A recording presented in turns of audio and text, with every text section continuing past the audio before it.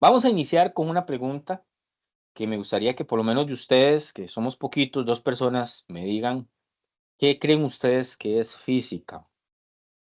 Sí, profe, lo que recuerdo yo es una ciencia que estudia de varias cosas, movimientos, composiciones, etcétera, algo así.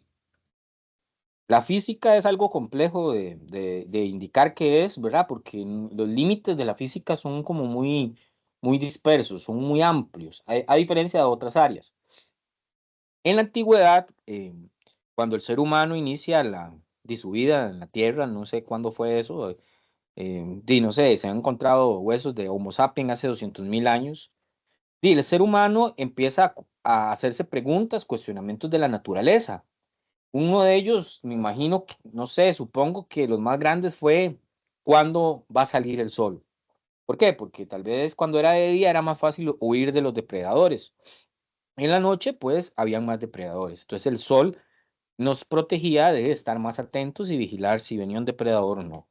Esas son preguntas que es cuestionarse o tratar de analizar la naturaleza. Desde ahí, luego inician las primeras civilizaciones y demás, y se tienen escrito a los griegos, donde muchos griegos eran filósofos que trataban de entender el universo. Ustedes por ahí han escuchado a Platón, a Sócrates, a Aristóteles y a un montón de filósofos griegos que se hablan en las historias, en las películas y demás. Y el papel de ellos, o lo que hacían era tratar de filosofar sobre la naturaleza, sobre preguntarse quiénes somos, de dónde venimos, qué hacemos, qué es la naturaleza, de qué está hecha una piedra, de qué está hecha las cosas que no tienen vida, de qué estamos hechos nosotros. Esas fueron las primeras preguntas que posiblemente precedieron a la física. Con el tiempo, nace la física, pero ella nace de eso, de la filosofía natural. Y la física viene, bueno, hay algunos que hablan de que la palabra viene de ica del estudio y físic del todo, que es el estudio del todo, como el cuestionarse el universo en sí y tratar de entenderlo. Entonces, no es limitarla solo al movimiento, sino también a veces hasta analiza el por qué las cosas no tienen movimiento y el porqué de la nada, que hay dentro de un agujero negro, que hubo antes del Big Bang. Eh, Eso es física. Física es una ciencia muy pura que abarca casi todo lo que compete a la ciencia. Entonces, de aquí nace toda la estructura matemática de ecuaciones que le van a dar sustento a otras áreas, como la ingeniería, la química, la biología, la aviación, la termodinámica y todas las áreas científicas que existen. Entonces, la física es la ciencia que nos viene a responder a veces por qué llueve, por cómo llueve, no solo por qué llueve, cómo llueve y por qué llueve y dónde llueve, y en bajo qué circunstancias no va a llover y qué va a hacer que llueva. De hecho, una de las áreas de la física muy importantes y que de hecho en la UCR dan una carrera que, que es la meteorología, es un área dentro de la física que trata eso, de predecir cómo va a ser el clima.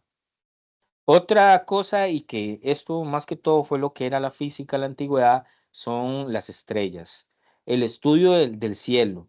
Esto no solo lo hicieron los físicos o lo que se conoce como astrónomos, sino también las culturas antiguas como los mayas, los incas, hasta los mismos bríbaris, los cabécar, todas las culturas indígenas antes de la era cristiana y demás, siempre estudiaron el cielo. Y el cielo, pues los llevó a crear sus calendarios. Esos calendarios les ayudaba para saber cuándo podían sembrar, cuándo no y demás. Eso es astronomía y eso son áreas que están dentro de lo que sería la física. El estudio del fuego, de, de qué es el fuego. Ya después, desde la física, lo podemos ver como algo de energía, una energía que, que se expresa de esa manera. Entonces ya lo que analiza la física realmente viene siendo la curiosidad de la humanidad con las cosas que suceden en el universo. Y aquí aparece algo que es importante considerar en la física y no solo irse solo a las ecuaciones y a la resolución de problemas, que es la naturaleza de la ciencia, que esto ya viene en el libro. Esa sería la sección 1.1 del libro. Y lo que les rescato de esa sección es que la ciencia, cuando hablemos de ciencia, imagínense que estamos hablando de física como, como ciencia. Es observación de los eventos. Incluye un diseño y realización de experimentos. La ciencia requiere de pruebas. O sea, las teorías tienen que tener pruebas y que las predicciones se puedan corroborar con la experimentación. Entonces, si yo digo, mi teoría me predice esto, pues entonces usted tiene que experimentarlo, que lo que experimentó le dé un resultado y ese resultado sea parte de su predicción. Que eso en biología muchas veces se habla de la hipótesis nula, las predicciones que se van a corroborar con la experimentación. Claro, cuando hablamos de una ciencia o fenómenos sencillos que podamos experimentar en este universo, porque la física ha llegado a fenómenos tan complejos, pero tan complejos, no solo matemáticamente, sino también a nivel de dimensional, que es casi imposible poder experimentar sobre esos fenómenos o se ocupa energías tan altas para poder experimentar. Entonces, hay predicciones, pero no tenemos la suficiente tecnología o energía o no estamos en el espacio adecuado para poder experimentarlo. Eso es un problema que está teniendo la ciencia actualmente. Y se basa en el uso del método científico. Ahí es cuando toda ciencia tiene que basarse en el uso del método científico. Por eso hoy en día escuchamos sobre otras ciencias. ¿Qué sé yo?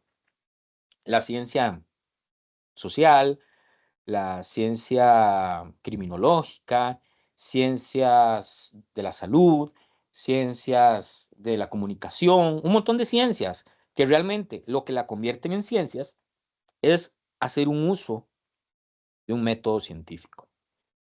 Em, Primero, para como entender un poquito, cuando el libro empieza hablando de algunas visiones de la antigüedad, cuando Aristóteles existió, que aunque fue hace bastante, el siglo IV antes de la era cristiana, no existía la física como una profesión, no estaba profesionalizada, no existía como una materia en sí. Un filósofo natural podía analizar sobre política, sobre naturaleza y sobre matemáticas. Entonces, es posible encontrar escritos de Platón, de Aristóteles, sobre política y también de matemáticas y también de ciencia. Aristóteles fue un gran pensador y sus ideas duraron mucho tiempo en la humanidad. Más que todo hablo en ese tiempo de la parte occidental, pues sabemos que en este tiempo en la parte América habían otras culturas con otros pensamientos que tampoco hay que dejar de lado, pero lo que conocemos por nuestra, bueno, por todo lo que sucedió en cuando llegaron los españoles y demás, es la parte occidental. La visión aristotélica que duró mucho tiempo hablaba de que, imagínense, que la Tierra estaba inmóvil en el centro del cosmos. Nosotros percibíamos que la Tierra estaba inmóvil como cuando ustedes lo hacen desde sus sentidos, para ustedes la Tierra está inmóvil y es lo que se creía. Se creía que todo el universo se formaba por esferas concéntricas y que los cuerpos celestes eran perfectos, que todo lo que usted veía en el cielo era perfecto, inmutable, se movían en círculos, era la perfección. Había un mundo que se conocía sublunar, que era la Tierra imperfecta, y el supralunar, después de la luna, que eran cielos perfectos y eternos. Era más como arraigado a lo que se creía en las religiones del momento, que fuera de la tierra, pues había algo celestial, algo perfecto, y dentro de la tierra lo imperfecto. Es lo que se creía. Entonces, aquí se da el pensamiento de que la tierra, aquí lo pueden ver, era el centro de todo. Luego había una esfera donde estaba contenida la tierra, una esfera donde estaba contenido el otro cuerpo, y así, digamos, si queríamos ver el sol, que estaba por acá, voy a ver si lo puedo poner con el láser. Ese sería el sol, aquí. Se creía que ese sol estaba incrustado en una esfera aquí y le daba vuelta acá a toda esa esfera. Si íbamos a Saturno, que estaba por acá, esfera de Saturno, daba vuelta aquí. Y la Tierra en el centro. Claro, porque la Tierra en ese momento se visualizaba como el centro del universo. Claro, ya después los griegos no estuvieron, llega Roma y ya empieza a cambiar un poco el pensamiento. Aparece Ptolomeo, ya cuando esto ya no hay tanta influencia griega, sino romana, pero la influencia romana viene mucho de, o sea, lo que se creía en Roma venía mucho de lo que se creía en Grecia. Entonces, en Roma ya aparece una visión ptolomeica, ya aquí el cristianismo estaba muy fuerte en todo lo que era Italia, y vea que Ptolomeo perfecciona la idea aristotélica, pero la perfecciona para que calce con, no con lo que dice la Biblia, porque eso hasta Juan Pablo II lo llegó a decir. El problema no es lo que dice la Biblia, sino lo que los teólogos transcriben de la Biblia. Entonces, lo que los teólogos transcribían en ese momento de la Biblia, eh, Ptolomeo lo relaciona con Aristóteles y crea una explicación que fuera consistente con lo que la Iglesia Católica Romana creía en ese momento. Y en ese momento la ciencia estaba muy regida por Roma. Entonces, él explica los movimientos planetarios usando diferentes epiciclos, que son círculos. Y él eso sí sigue diciendo, la Tierra está en el centro del universo. Y esa idea de que la Tierra está en el centro del universo era para darle importancia a la humanidad por ser creada por Dios, y eso dominó, véanlo acá, por la astronomía europea y árabe por más de 1400 años. O sea, fue algo que costó mucho que se dejara de pensar. Aquí está Ptolomeo. Alguien que no seguía mucho a Ptolomeo, o que, bueno, aquí está el sistema ptolomeico, pueden ver aquí la Tierra y pueden ver a todos los cuerpos celestes girando alrededor de la Tierra. ¿Lo ven? Aquí. De hecho, hasta todos los horóscopos, aquí, ¿no ven? Las estrellas del zodiaco están también girando.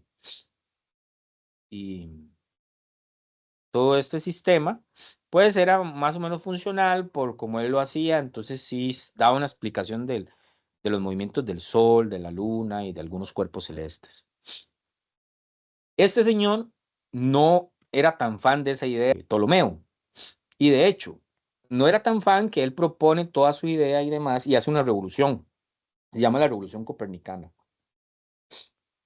Claro, cuando él hace esta revolución, la Revolución Copernicana, iba tan en contra de lo Ptolomeo que cuando estuvo la Inquisición en la Iglesia Católica, él fue prohibido.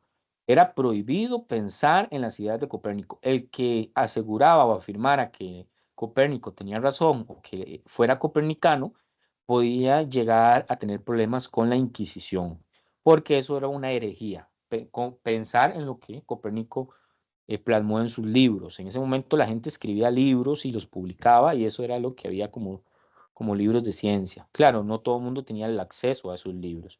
Él era astrónomo, matemático y también clérigo. Fue clérigo en su momento. Estudió en Cracovia, Bolonia y Padua. Tenía formación en Derecho, Medicina, Astronomía. La gran parte de su vida trabajó en la parte administrativa eclesiástica, pero en el tiempo libre investigaba el cielo. Hizo una obra que se llamó The Revolution Nibus Orbium Coelestium. Ahí ves Revolution, era cambiar totalmente el paradigma que se tenía del mundo, del sistema solar. Planteó el modelo heliocéntrico. Entonces él decía, la Tierra no es el centro del universo, las cosas giran alrededor del Sol. Entonces el Sol es el centro del sistema, él es lo que él decía. Eso fue un golpe muy duro para lo que Ptolomeo decía, o lo que la iglesia tenía como establecido. La Tierra giraba, él decía, la Tierra gira sobre su eje cada 24 horas. Explicaba el día y la noche, y explicaba que la Tierra y los planetas giraban alrededor del Sol, y que la Luna giraba alrededor de la Tierra. Eso era súper revolucionario. Entonces fue prohibido todas sus ideas, y ¿cómo es? Entonces ahí hubo una revolución, pero después por la Edad Media se trató de, de ocultar esto. Claro, mucha gente se hizo copernicana, y una de ellas fue Galileo, que creía en las ideas de Copérnico, em, y iba en contra del geocentrismo. Lo que pasaba es que en el tiempo de Copérnico él tenía sus ideas, pero lo que hacía falta era experimentar, observarlo, tener instrumentos para decir, tengo las pruebas de que las cosas son así. Y eso fue una revolución científica que fue gracias a Galileo. Él empieza a utilizar el uso de la experimentación y fue el que más o menos empezó a dar los primeros pasos de que la filosofía natural se convirtiera en una ciencia, porque empezara a aparecer el método científico. Ya con Galileo, él hace dos trabajos muy importantes, uno en astronomía y uno en movimiento. Ahí lo pueden ver también en el video, lo explica muy bonito, el trabajo que hizo en astronomía. Hizo un libro que pueden ver aquí la portada, se llamaba Diálogos sobre los dos máximos sistemas del mundo. Él ponía tres personas ahí dentro del libro, una representando las ideas de Copérnico, una representando a una persona que cuestionaba pues, las ideas de Copérnico y otra persona que representaba las ideas de la iglesia. Y eso fue el problema que tuvo él. Este libro, él antes sí le había pedido permiso al Papa para poder sacarlo, pero el Papa le dijo que sí lo sacara, pero que no hablara de esas ideas como una teoría, sino como una hipótesis. Y cuando ya el libro salió y demás, este personaje que representaba a la iglesia era como un poco sátiro, como de burla, burlesco, de que era una persona no sabia, una persona que se defendía solo con su dogma y demás, y eso enojó a la iglesia y lo acusaron de herejía. Y ese libro lo llevó a ser encarcelado y pasar el tiempo, el resto de su vida en su casa encerrado. Entonces, ¿qué avances hizo con sus escritos? Bueno, primero, lo que lo llevó a él a escribir el libro fue porque él empezó a perfeccionar un telescopio. Primero, ese telescopio lo perfeccionó porque en el lugar donde estaba, en Italia, lo perfecciona para que usted pudiera ver los barcos de cerca. Entonces, eso era un arma muy buena en ese momento. Imagínense que no había forma de ver si un barco se acercaba a atacarlo a uno. Él crea eso y usted podía anticipar el ataque horas antes. Ya eso era un arma muy importante. Eso lo llevó a él ser una persona, una figura muy importante en Italia. Luego, ese telescopio lo utiliza en la casa para observar a la luna. Y observa la luna y empieza a dibujar a la luna, empieza a darse cuenta que la luna tiene montañas, cráteres, entonces empieza a divagar si hay más lugares similares a este. Luego empieza a observar a Júpiter, se da cuenta que Júpiter hay ciertos cuerpos celestes que giran alrededor de él, que son como lunas. Entonces ya él se empieza a dar cuenta que no, que o sea, ya hay formas de demostrar que el geocentrismo no tiene sentido. ¿Por qué creer que la Tierra es el centro del universo si hay otros cuerpos a los cuales le giran cosas alrededor? Observa las fases de Venus y eso lo hizo confirmar que el modelo geocentrista no tenía sentido y tenía más sentido el heliocéntrico copernicano. Em, Eso fue las cosas que más que todo él abarcó en este libro como una forma de diálogo. Luego, entonces Galileo hace otro, ya cuando él publica eso, ese libro fue prohibido como por 200 años. Entonces, él empieza a estudiar nuevamente, ya más viejo, sobre el movimiento y hizo algo muy importante que es lo que vamos a trabajar en estos primeros cursos, la ley de la caída de los cuerpos. Él empieza a analizar que todos los cuerpos caen con la misma aceleración cuando hay ausencia de la resistencia del aire. También trabaja en la ley de la inercia, que es lo que a Newton lo lleva a pensar sobre las leyes de Newton. Entonces a él le debemos mucho en los primeros inicios de la física. Y también introduce el método experimental cuantitativo, que entonces empieza a combinar las matemáticas y la observación. ¿Por qué? Porque cuando él empieza a descubrir la gravedad, él empieza a hacer experimentos de un objeto que va bajando a diferentes inclinaciones, que eso ustedes lo van a conocer más adelante como el plano inclinado. Cuando hace eso, se da cuenta que existen ecuaciones matemáticas que describen el movimiento de su cuerpo según la inclinación. Ok, en el libro van a encontrar en el 1.2 cómo resolver problemas en física. Esto lo podrán leer y demás, pero es importante aplicarlo cuando empecemos a resolver problemas, siempre tener como la misma metodología que nos va a ayudar. No lo voy a leer por el momento, pero se los dejo así porque después de cada capítulo siempre hay esto. Una sección que le da a uno una recomendación de cómo resolver los problemas de esa sección para que no piensen que cada problema es nada más ver cuál es la ecuación que voy a usar para ese problema, meter los datos y resolver. Así no funciona. Tal vez en el colegio funcione porque no, los problemas no son tan, a veces tan complejos, sino que lo que realmente tenemos que hacer es entender la física y los conceptos físicos y luego, y ahora sí, entendiendo eso, tratar de resolver los problemas. Eso lo vamos a ir haciendo cada semana. Ok, este es el método científico, por si viene en alguna evaluación o en algo se les pregunta. El primer paso, que me imagino que ya muchos han visto esto, es la observación del fenómeno. Luego, cuando ustedes observan un fenómeno, se dan cuenta de preguntas que se tengan sobre ese fenómeno y se plantean un problema. Esas preguntas uno empieza a analizar y pensar sobre respuestas, hipótesis que yo tenga acerca de ese problema. A veces esas hipótesis están basadas en conocimientos, porque tal vez seamos expertos en los problemas que observamos, que de eso se trata todas las ciencias. Si usted es un ingeniero en telecomunicaciones, usted llega a un lugar, observa, ve cuál es el problema, tal vez que se pusieron ciertas antenas y no están llegando la señal adecuada. Entonces usted, como es experto en eso, usted empieza a plantearse hipótesis de cuáles son las causas que podrían estar generando eso. Pero como usted es científico, no se queda solo con las hipótesis, sino que usted hace una experimentación para darse cuenta de todas esas causas que usted cree posibles, cuál de ellas es la más probable que esté sucediendo. Cuando usted experimenta, registra y analiza, registra los datos, analiza si, cuál es y por qué y saca sus conclusiones. Y ahora sí, sacando las conclusiones, puede tomar una decisión más adecuada a solo quedarse con sus hipótesis. Por eso es importante el método científico. Ok, una de las cosas que se usa en física y viene ahí en el libro también es los modelos idealizados. En física, un modelo es una versión simplificada de un sistema físico demasiado complejo para analizar en todos sus pormenores. ¿Por qué? Porque a veces, si queremos analizar un fenómeno físico, no sé, ¿qué se me ocurre? Eh, la caída de un avión, no sé, a ciertos metros de altura.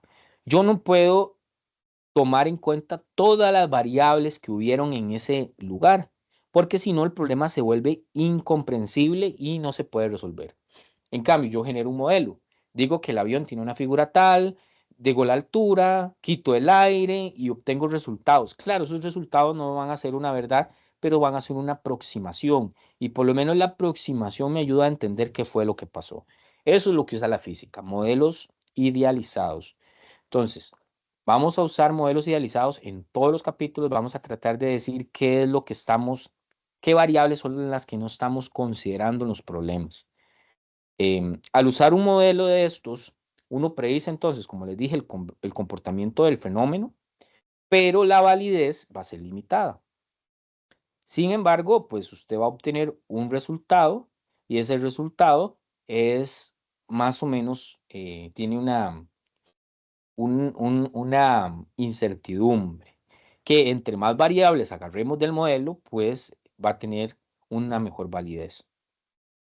Em, por eso en física vamos a hablar de masas puntuales a veces, porque a veces vamos a analizar, qué sé yo, un automóvil que chocó con otro automóvil. No vamos a decir la masa real del automóvil, el volumen, la forma, no. Analicémoslo como una partícula con tanta masa.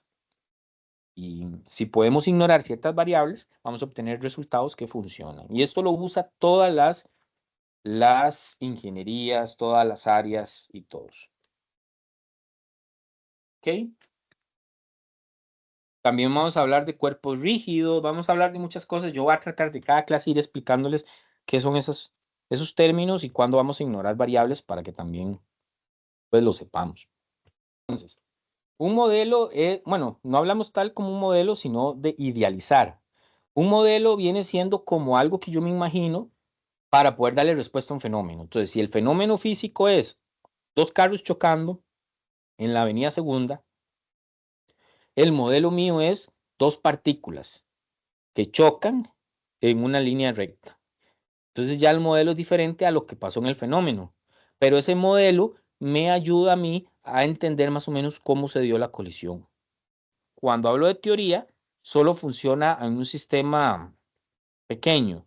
O sea, sí lo puedo predecir cuantitativamente, pero es solo para un sector, porque la ley tiene que ser aplicable para todos los casos. No sé si me explico.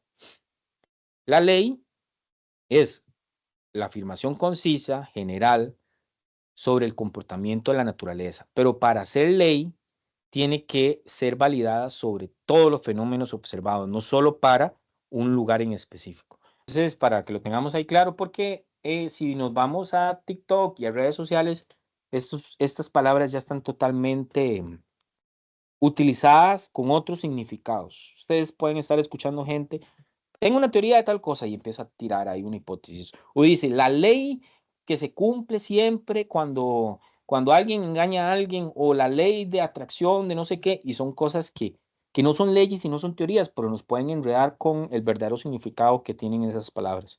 Vamos con la sección 1.3. Esa sección hablan de estándares y unidades. Entonces, estándares y unidades. ¿Qué es un estándar y qué es una unidad? Entonces, cuando hablamos de cantidades físicas, normalmente son cantidades numéricas, es un valor numérico, pero no lo podemos dejar solo como un número. Los que estudian matemáticas saben que los números es una representación de una cantidad, pero una cantidad física, además de ser una representación de una cantidad, representa a algo físico, que puede ser la masa, la energía, el tiempo, la longitud. Entonces siempre se coloca el número y una unidad. Esas unidades me van a decir pues, de qué estoy hablando. Entonces aquí hablamos como la distancia recorrida, que se puede medir con una regla, el tiempo de recorrido, que podemos medir con un cronómetro, todos eso son cantidades físicas. Pero cuando entonces medimos una cantidad, necesitamos un estándar de referencia. Esos estándares muchas veces son utilizados como con la comparación de otros objetos. En la antigüedad, ustedes escuchaban que el rey se le medía el pie, y ese pie al rey era la unidad de medida para ese reino. Entonces el pie del rey viene de ahí, de la unidad de medida del pie del rey. Los codos, en el momento que lo que medía de los dedos al codo, eso era una unidad de medida, y a eso le llamábamos un codo, dos codos, tres codos. Entonces el número es el número y la unidad de medida ahí sería el codo. De ahí nacen los pies, las pulgadas, los codos y un montón de unidades. Claro, va a llegar el momento en que cada país tiene sus unidades y se va a hacer un sancocho cuando quieran compartir un resultado científico, ¿verdad? Entonces, por eso también se tiene que estandarizar todo esto a un sistema de unidades, que es lo que se ha hecho. Aquí vamos a hablar del Sistema Internacional de Unidades.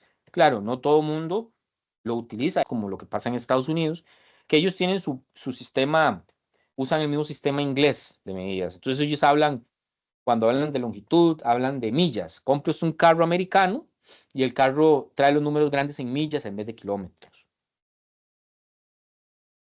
Pues si usted lo compra japonés, trae los números grandes en kilómetros. Entonces normalmente hoy en día tenemos esos dos sistemas. El pues el sistema inglés de medidas y el internacional, que es el que más vamos a usar nosotros. Para longitudes usaremos metros como unidad de medida, para masa, kilogramos, para tiempo, segundos, para la corriente eléctrica, amperios, que eso todavía no lo vamos a trabajar, más adelante sí. La temperatura no son los grados centígrados, porque la unidad de medida del Sistema Internacional de la Temperatura son los Kelvin. Luego vamos a ver qué es el Kelvin.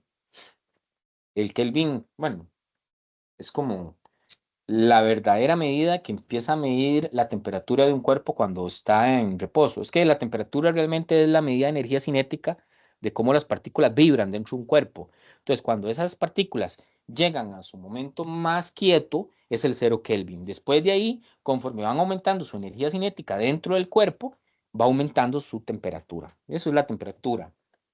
En los moles, que es la que usa mucho en química, cantidad de sustancia, y la candela en la intensidad luminosa. Vean que eso no tiene mucho tiempo, es lo que decidió usar los científicos e ingenieros en todo el mundo desde 1960, fue que se llamó SI. en el sistema internacional. Entonces, ese es el que vamos a usar. Si en un problema le dicen, deme los resultados en las unidades del sistema internacional, y el problema traía datos en millas o en pies, ¿qué tenemos que hacer? Conversiones para pasarlos a estas unidades. ¿Estamos? ¿Ok? Esas unidades las vamos a acompañar de un prefijo métrico. Entonces, el prefijo métrico vamos a agregarle, ya si ustedes lo vieron en la escuela, de hecho en la escuela nos meten mucho esto con una cosa que le llamaban la escalera. No sé si recordarán, que si yo tengo 1 kilómetro, antes en la escuela hacíamos esto, no sé si recuerdan, poníamos el kilómetro aquí, el hectómetro, decámetro, el metro, luego era centímetro, no mentira, decímetro, luego centímetro, ¿verdad? Y milímetro. Entonces, si yo paso de 1 kilómetro a metros, hacíamos 1, 2, 3. Entonces, como eran 3 posiciones hacia abajo, le agregábamos 3 ceros. ¿Se acuerdan? Entonces, 1 kilómetro es igual a 1000 metros. Esto que estaban haciendo ustedes en la escuela es lo que vamos a hacer nosotros, nada más que un poquito más amplio. Ya vamos a incluir otras cantidades físicas y también otros prefijos. ¿Qué era el prefijo? Lo que en la escuela se ponía aquí adelante. La K, el H, el D minúsculo, la C y la M. Eso eran los prefijos. Ahora, más fácil aprendérselos como viene acá, porque yo sé que 1 kilómetro es igual a 10 a la 3 metros. Entonces, en vez de ponerle 3 ceros, es 10 a la 3, que es lo mismo, es saberse este factor de conversión. Se aprenden los factores de conversión y no necesitan de estar haciendo la escalerita en el cuaderno. 1 decímetro, bueno, lo voy a poner con unidades, es igual a, vamos a ver qué dice al otro lado, 10 a la menos 1, ¿verdad? 10 a la menos 1 metros. Ah, ok, Vamos con el metros. kilo. Vamos con el kilo. 1 kilómetro es igual a 10 a la 3 metros. O sea, lo que está Metros, a la ok. derecha es este numerito de acá. Bueno, la unidad, no el prefijo. Entonces, aquí tiene que ir la unidad. En la parte de la izquierda, aquí va el prefijo.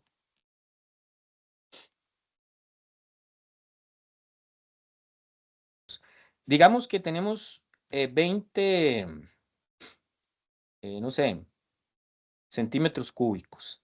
Y alguien nos da la información de que tenemos una sustancia en centímetros cúbicos, pero la información que yo tengo en la teoría me dice que necesito a una cantidad qué sé yo, no, es que en milímetros cúbicos. ¿Ves? Ya no es solo a la unidad solita, sino que ya hay otra con prefijo y una con prefijo. Entonces, yo lo que aconsejo aquí al principio, porque ya después con el tiempo ustedes lo van a hacer súper rápido, no van a ocupar hacer todo el procedimiento, es que primero lo pasen a la unidad, que sería metros cúbicos. Cuando ya lo tengan en la unidad, luego lo pasan a lo que necesitan. ¿Estamos? ¿Se entiende la idea? De centímetros cúbicos, primero lo pasemos a metros cúbicos. Cuando está en metros cúbicos, pasémoslo a milímetros cúbicos. ¿Estamos? Sí, hagamos ese, profe. Hagamos Ok, ese. hagámoslo. Pero no le voy a poner los cúbicos para que sea hasta más sencillo y entender la idea. Ya después vemos qué pasa cuando está cúbico. Listo. Primero pasamos a metros. 20 centímetros. Pongo el coso y busquemos centi. Aquí está centi. El que dice el factor de convención, 1 centímetro es igual a ¿cuánto? A 10 a la menos 2 metros. Perfecto. Ese es el factor de conversión. Entonces, para hacer la conversión, sería 20 centímetros por 1 centímetro abajo, porque pongo el que tenga centímetro para que se cancele con este. Y arriba pongo 10 a la menos 2 metros. ¿Cuánto da eso? Vamos a ver. 0,2. Entonces ya lo tengo en centímetros. ¿Lo ven? Perdón, en centímetros, en metros. En metros, sí. Ajá. Ya en metros, yo ahora sí, de metros que me hace falta, pasarlo al otro, a milímetros.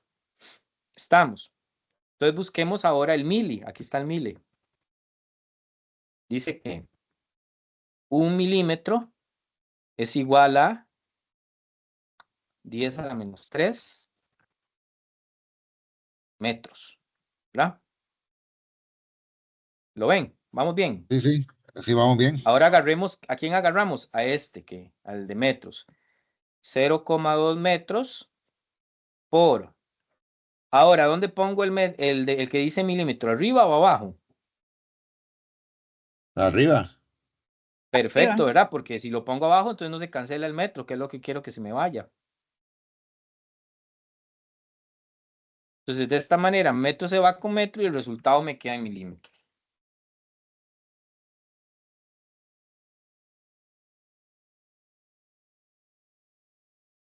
Eso me da 200. Ajá. Leslie tiene una pregunta. Sí, profe, tengo una consulta. ¿Qué pasa, digamos, si se podría hacer todo de una vez? Digamos, el pasar de una vez de centímetros a milímetros sin hacer, por ejemplo, el 0,2 metros. ¿Queda diferente o el No, resultado queda está el lo mismo? mismo, queda igual, perfecto. Pero para eso necesita saberse el factor de conversión, saberse Ujú. cuál es la equivalencia del centímetro en milímetros, Ah, ok. ¿verdad? Porque con esta tabla, ese es el problema, que con esta tabla solo es para convertir a la unidad. Entonces, por eso yo hice eso. Como es de centímetro a milímetro, con la tabla solo convertí primero de centímetro a metro y luego de metro a milímetro. Como dos pasos. Pero si uno se sabe el factor de conversión, como a veces pasa, entonces lo hace de una vez. Sí, porque yo lo estaba haciendo de una vez. O sea, a mí me Sí, lo enseñaron en el colegio, hacerlo todo de una vez, no hacerlo claro, así. sí, eso puede ser. Otra forma es hacer los procedimientos todos seguidos. Qué sé yo, como es 20 centímetros, ¿a qué era? A milímetros.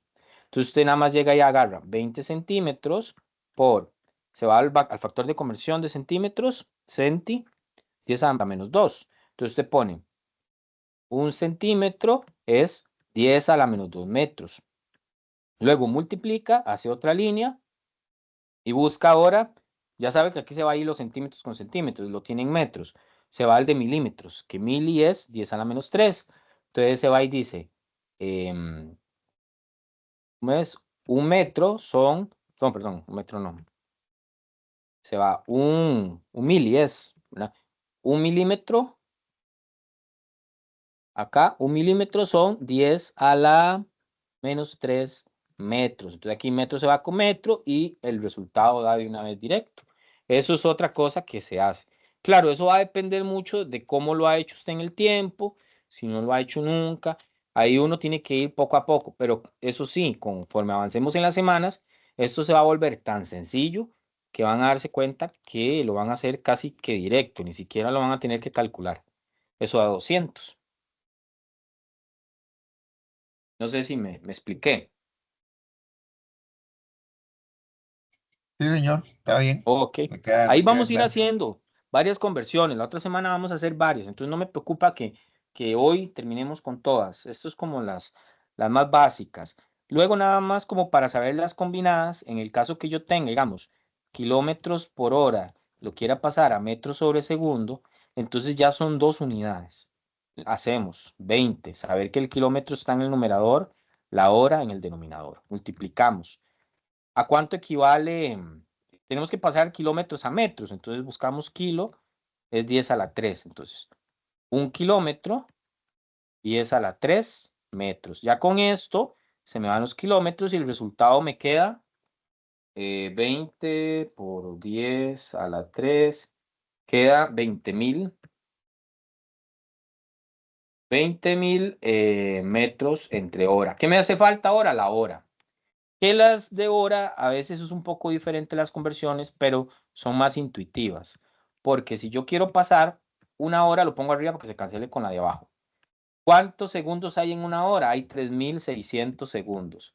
Son factores de conversión, perdón, que si no se lo sabe, usted sabe que en una hora hay 60 minutos, lo pasa primero a minutos y luego en un minuto hay 60 segundos y luego lo pasa a segundos.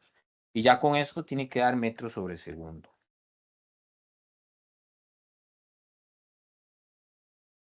¿Ok? Y eso me da 5,56 metros sobre segundo. Entonces pasamos de kilómetros entre hora a metros sobre segundo.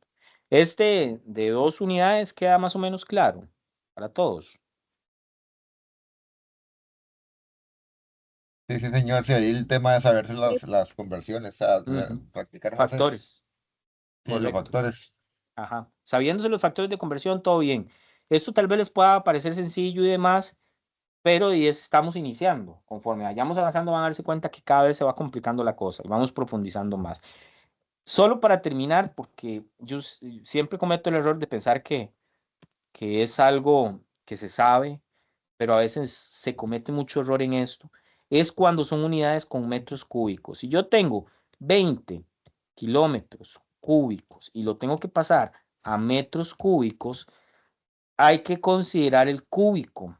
Entonces, si yo tengo kilómetros cúbicos, hago la conversión igual. Un kilómetro es 10 a la 3 metros. Pero para convertir el cúbico y para que sea cúbico, metan todo esto elevado a la 3. Y ya con eso lo pasan a cúbico. Es porque a veces uno se preocupa porque no se sabe el factor de conversión.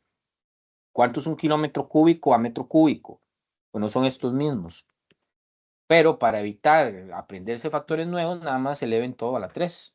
Y ya con eso se eleva las unidades también.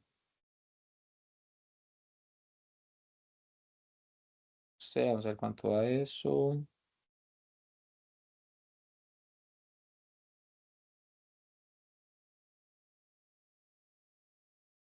A mí me da 2 por 10 a la 10. Ok. Aquí ya hice un enredo. Aquí yo. 10 a la 3. Ok, vamos a ver. Perfecto, sí. 2,0 o 2, nada más. 2 por 10 a la 10. ¿Qué unidades ahora? Metros cúbicos. Esto es importante, porque a veces uno les pone ejemplos como, qué sé yo, una densidad. 20 no, 20 kilogramos entre centímetro cúbico. Y convertir esto, pues sí, el kilogramo es sencillo, 1 kilogramo abajo son 1000 metros o 10 a la 3 metros, pero la persona comete el error y pone que 1 centímetro lo pone arriba y lo pone solo así centímetro. No está haciendo la conversión porque no son unidades iguales. 1 centímetro, ¿cuántos metros son? Son 10 a la menos 2 metros.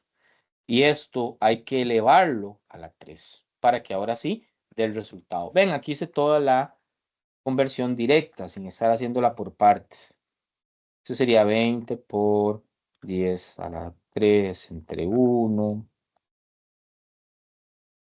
por, abre paréntesis, 1 entre 10 a la menos 2 y todo eso elevado a la 3. Eso me da 2 por 10 a la 10. Lo mismo que en el pasado. Ok, luego habla de que todas las ecuaciones tienen que tener consistencias. Si yo estoy trabajando una ecuación de distancia y hay varias cosas acá, unidades y demás, qué sé yo, como esto, x por t. La multiplicación de esto me tiene que dar una unidad de distancia. Entonces vamos a ver, si estoy metiendo x, que digamos que x sea una distancia de 20 metros, vamos a meterlo por acá, 20 metros, y el tiempo está en segundos, entonces no. ¿Lo ven? No, una distancia jamás va a tener unidades de metros por segundo. O sea, metros por segundo, no metros entre segundo. No tiene eso. Entonces significa que esto es incorrecto. No tiene sentido. Pero si una ecuación como esta otra, donde meto una velocidad que es metros sobre segundo, digamos que en el ejercicio me estén diciendo que tengo una velocidad de 20 metros sobre segundo y un tiempo de 1 segundo. Entonces ahí sí, porque la velocidad la voy a meter como 20 con unidades de metros sobre segundo. Y el tiempo lo voy a meter como 1 segundo. Entonces, ¿qué pasa con los segundos?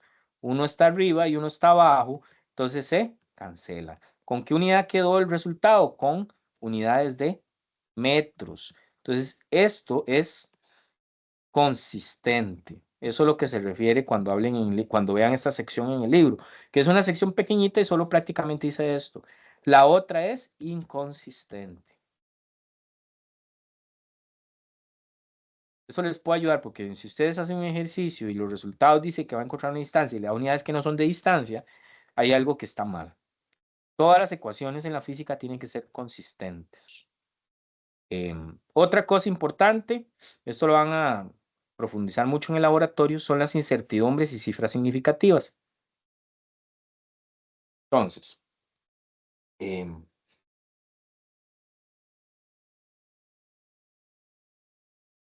vamos a ver, cuando hablamos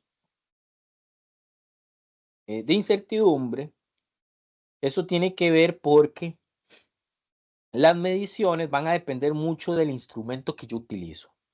Si ustedes van a hacer una casa y necesitan medir, qué sé yo, las dimensiones de una pared de gypsum para cortarla y poner una puerta, y miden con una regla de esas que tienen los profesores en la escuela, que son unas reglas de madera, que no son no son muy buenas esas reglas. Imagínense, tienen las rayitas cada centímetro, yo creo, si no me equivoco, ni siquiera tienen medidas de milímetros. Y si miden las dimensiones con una cinta métrica que tenga milímetros, los resultados van a cambiar. Con la regla de la escuela le va a ser diferente que con la cinta métrica. Entonces, es que hay dos resultados. ¿Qué es lo que está pasando? Cambia dependiendo del instrumento. Y aún así, los dos instrumentos no le están dando la medición real, verdadera o exacta. Lo que le están dando es una medición con una... Lo que pasa es que la regla tiene una incertidumbre mayor por ser un instrumento con unidades más grandes. Las pequeñitas, o sea, con centímetros, o sea, no tiene ni siquiera milímetros. Entonces, si yo tengo, acá pongo el ejemplo de un micrómetro y una regla, el micrómetro tiene menor incertidumbre porque ya mide hasta con prefijos más pequeños, no es ni con milímetros, sino que llega a tener milímetros, micrómetros, o sea, son unidades más pequeñas. Por eso a la incertidumbre también se le llama error, porque indica la diferencia entre un valor medido y un valor real. Si usted saca toda la información de con qué instrumento lo hizo y conoce la incertidumbre del instrumento, usted puede dar no el resultado real, pero sí un resultado que le diga más o menos de dónde a dónde está el valor real. Ahorita lo vemos cómo más o menos se hace. Entonces, cuando hablamos, aquí se los pongo en este otro cuadro, cuando hablamos de exactitud de un valor medido, es decir, tanto cuánto creemos que se acerca al valor real y cuánto se aleja. Un ejemplo, a veces se dice que la incertidumbre de una regla es de 0,5 centímetros, pero una regla chafa, de esas malas. Entonces, si yo mido 20 centímetros, este no es el valor real, pero yo sé que la exactitud del valor real está dentro de este rango, más o menos 0,5 centímetros. ¿Qué quiere decir? Que puede ser 19,5 o puede ser 20,5. Entonces, dependiendo de lo que yo esté haciendo, si la incertidumbre no afecta mucho, pues utilizo ese instrumento y mido. Si es algo más delicado, como el grosor de un cabello, una operación de un doctor en un hospital, un cirujano, tengo que utilizar otro instrumento que ese rango sea mucho más pequeño y que no me vaya a afectar, porque si el objeto que yo necesito medir mide menos de 0,5 centímetros, pues ese instrumento no me va a servir. No sé si queda claro con esto qué es la incertidumbre, cómo depende del instrumento y qué es esto del más menos que se le mete a esos numeritos. No sé si alguien me explica o me dice si queda claro. Correcto, ahí vi una mano arriba. Esto a veces, no sé, a veces la gente le complica mucho entender, pero espero que con esos ejemplos te tengan un poquito así de entendimiento de qué se trata. Igual en el laboratorio lo van a ver un poquito más profundo, lo van a trabajar y demás. Entonces, vamos a ver. Este es el ejemplo de una regla. ¿Cómo se saca la incertidumbre de un instrumento? Que eso lo van a hacer en el laboratorio. Se agarra la medida más pequeña de esta regla, que es la de la maestra ahí de la escuela. La medida más pequeña es 1 centímetro. Dividimos la medida más pequeña, siguiente paso, dividir entre 2. La medida más pequeña. ¿Cuál es la división entre 2? 0,5. Entonces, para este instrumento, la medida más pequeña es 0,5.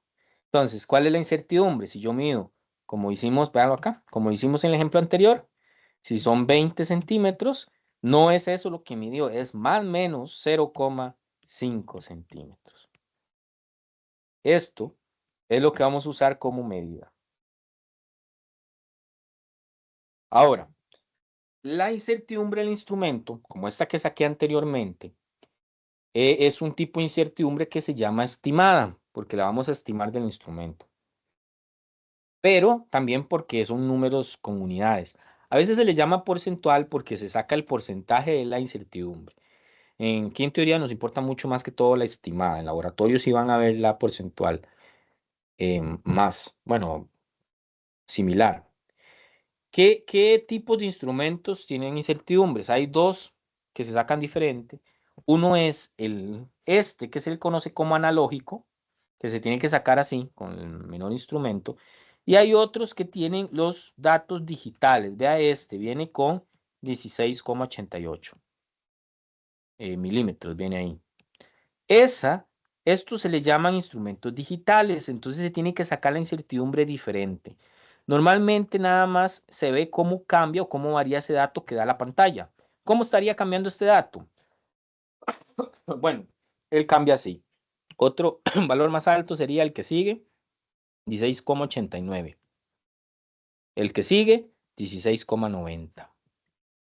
El que sigue, 16,91. ¿Ven cómo va cambiando para arriba? 16,92. Eso es lo que estaría mostrando la pantalla.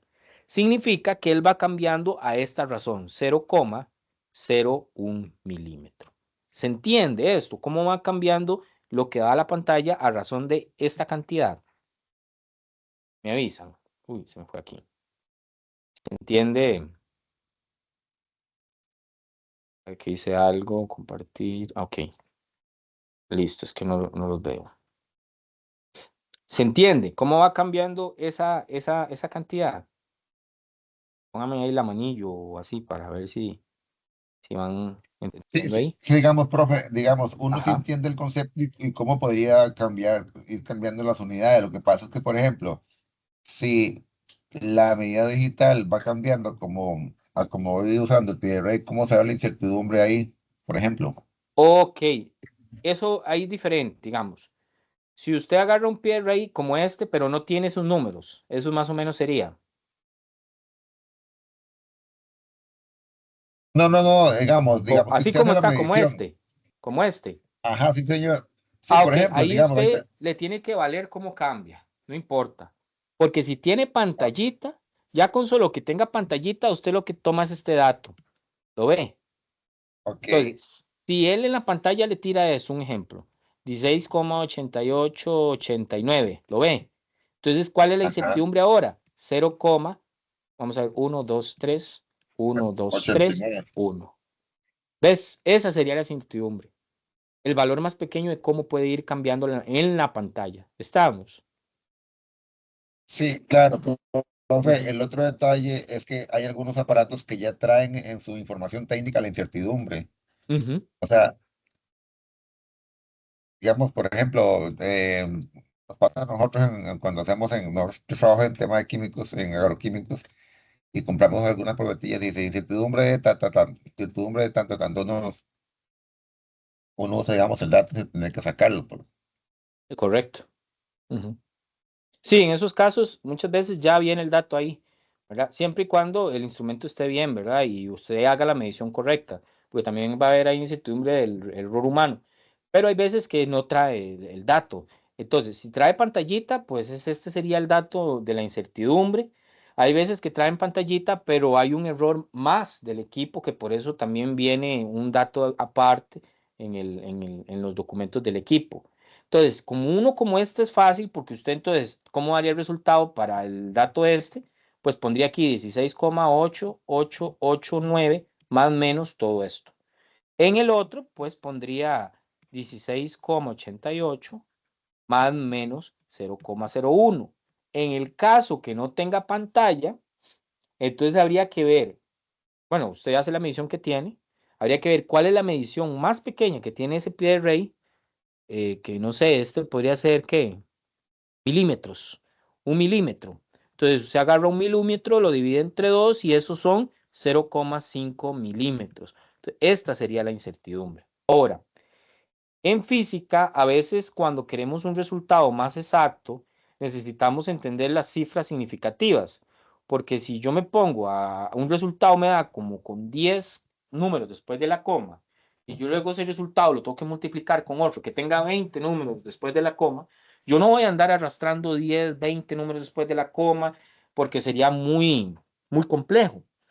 La idea es poder redondear los números, pero sin perder las cifras significativas, sin perder los números adecuados, porque si yo agarro, digamos, 4,9 y lo redondeo a 15, digamos que sea a 15, dependiendo lo que yo quiera hacer, ese resultado me va a cambiar demasiado. Entonces, lo mejor es tratar de considerar lo que hay antes de la coma. Imagínense si era 4,6 y lo paso a 15, los datos me van a dar lo mismo y tal vez lo que yo necesito es algo más sensible y entonces no tendría sentido el resultado. Ahora, para eso necesitamos saber cómo contar las cifras significativas primero. Entonces, el primer paso es aprender a contar cifras significativas. Digamos, estas son las 3 reglas que vienen en el libro para cifras significativas. La primera es esto de esa frase del cero a la izquierda, es porque en las cifras significativas los ceros al principio de un número no son significativos, simplemente ubican al punto decimal. Si yo tengo este número, los ceros no son significativos. Lo que me importa de esto es el 2, el 5 y el 4. Claro, porque yo puedo representar esto en metros, en otra unidad, pero lo que me importa es el 2, 5, 4. Esos son los importantes. Ahora, entonces aquí tendríamos cuántas cifras significativas si los números a la izquierda no, no son significativos, solo 3. La otra regla es que los ceros dentro de los números sí son significativos.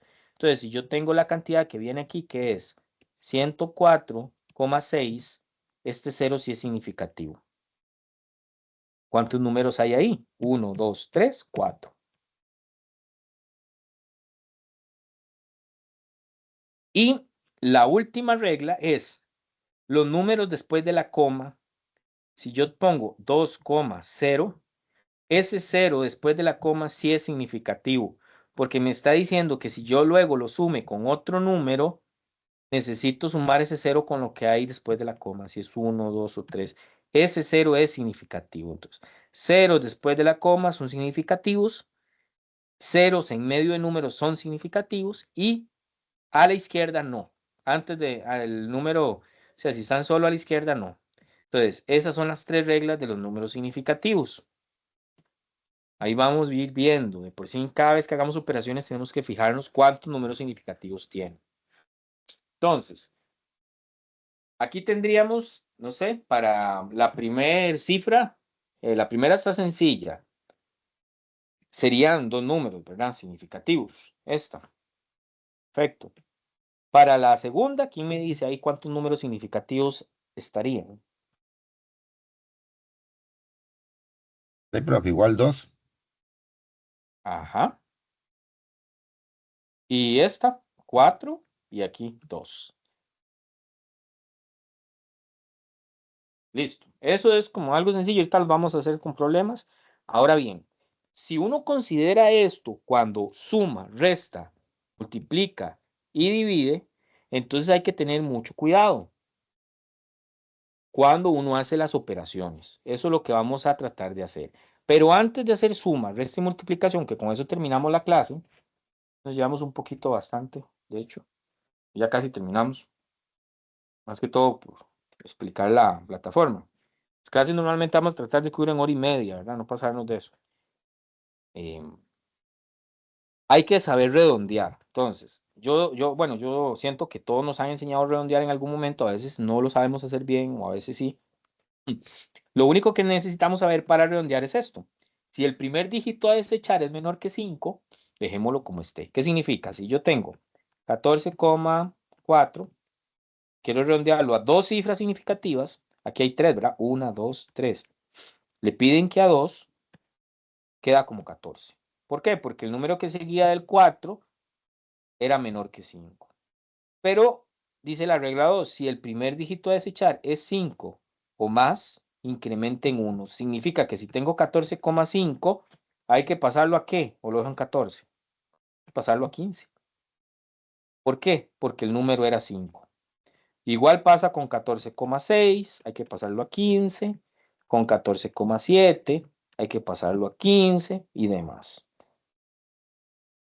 Estamos. Igual, si fuera 19,5, a veces creemos que no hay que pasarlo a 20 porque el 5 es menor que 9, pero no. Con solo que el número que quiera quitar sea 5 o más, tengo que redondear. Estamos con la regla de redondeo para ahora sí pasar a sumar y restar. Perfecto. Ok, vamos allá. Aquí está. Vamos con la multiplicación y la división. Esta es la más sencilla. Bueno, las dos son sencillas. Cuando yo voy a multiplicar números, ¿qué es lo que hago? Me fijo, hago la multiplicación y la división que tenga que hacer. Luego eso me va a dar un resultado. Vamos a hacer el del ejemplo. Ahí están dividiendo 5,3 entre 1,67. Vamos a ver cuánto da eso.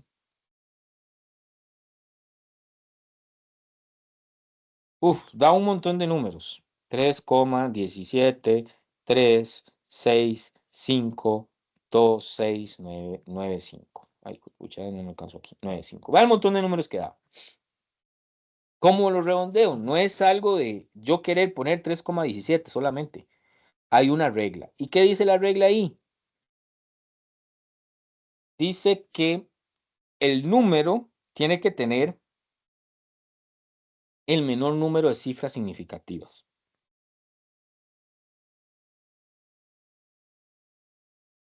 de los números que yo dividí. Entonces, vamos a ver. ¿Cuántos tiene el numerador? 2. ¿Cuántos tiene el denominador? 3. El resultado lo tengo que dar con 2. Entonces, ¿cómo quedaría? Alguien que me diga.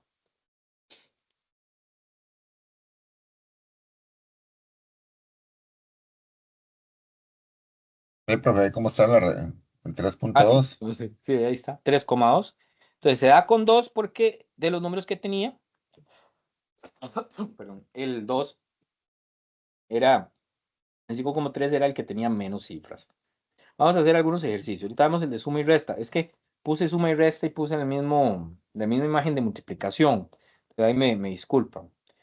Después le puedo mandar la imagen de suma y resta. Voy a hacer esta multiplicación. 20,1 por 1,01 por 2 por 4020 por 7.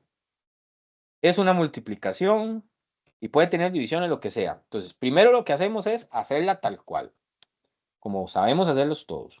20,1 por 1,01 por 2 por 4020 por 7. Ahí está. El resultado me da 11,425,40,28. Pero yo no voy a dar ese número tan grande. La regla dice que tengo que darlo con las cifras significativas equivalentes al número que tenía menor cifras significativas. Pues busco el número que tenía menor cifras significativas. Ah, pucha, ahí está el problema. Nadie tiene uno inventando problemas, porque por inventar ese problema, vea qué complicado. Me dio un número con un montón de cifras y el que tiene, el más pequeño tiene solo una, ¿no ven? Entonces, no puedo dar el resultado así, lo tengo que dar con una, pero ¿cómo voy a darlo con una si el número es tan grande? No lo voy a redondear con uno. ¿Qué hacemos en este caso? Aquí podemos utilizar la notación científica, porque entonces, como daba el resultado, ¿se acuerdan? Yo estoy seguro de que ese resultado tiene que ser más o menos así. Y damos el resultado. La coma está aquí. 1, 2, 3, 4, 5, 6. Por 10 a la 6. Lastimosamente, ese tiene que ser el resultado más preciso. Lo demás me engaña. ¿Por qué? Porque dentro de los números que yo multipliqué, habían números que tenían una cifra. Entonces, no puede haber un resultado con más cifras que ese que tenía solo una. ¿Se entiende eso?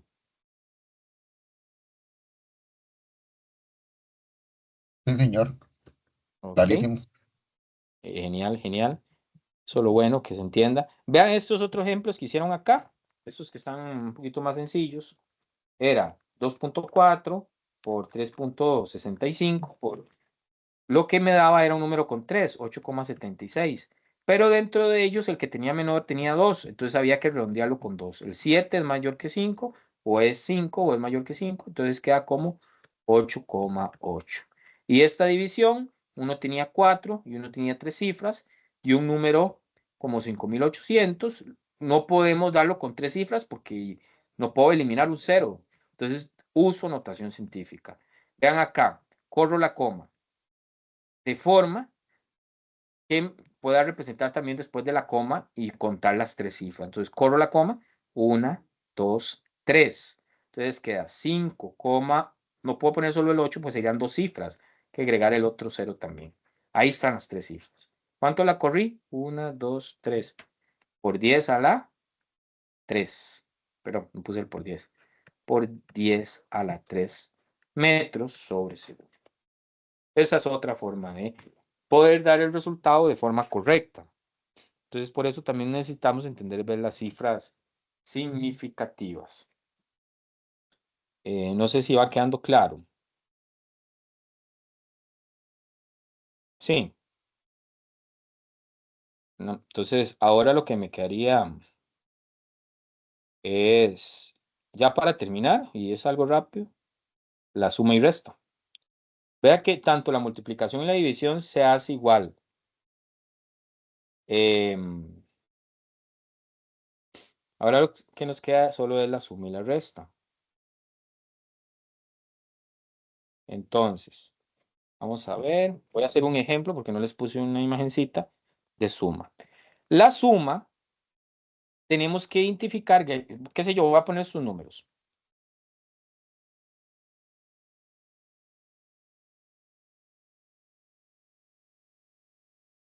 Estos, todos estos números.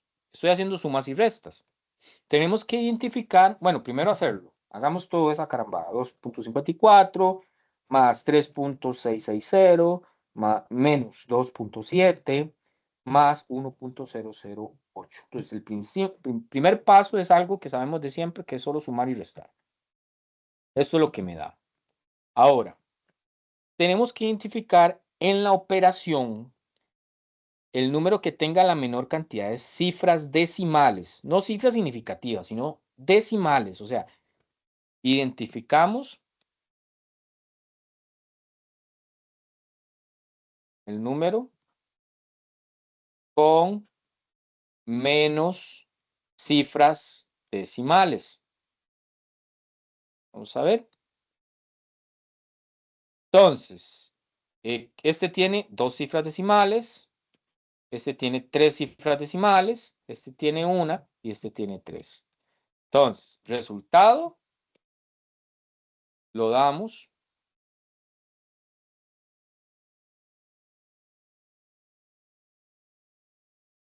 Entonces, lo damos con el que tenga menos. Entonces, Con una sería, ¿verdad? El resultado sería 4,5. Estamos. ¿Ven la diferencia? En la multiplicación y la división contábamos todos los decimales, buscábamos el que tenía menos cifras significativas y con eso dábamos el resultado. En este nos fijamos en todos los números y vemos cuál tiene menos cifras después de la coma y con el que tenga menos cifras así nos quedamos para dar el resultado.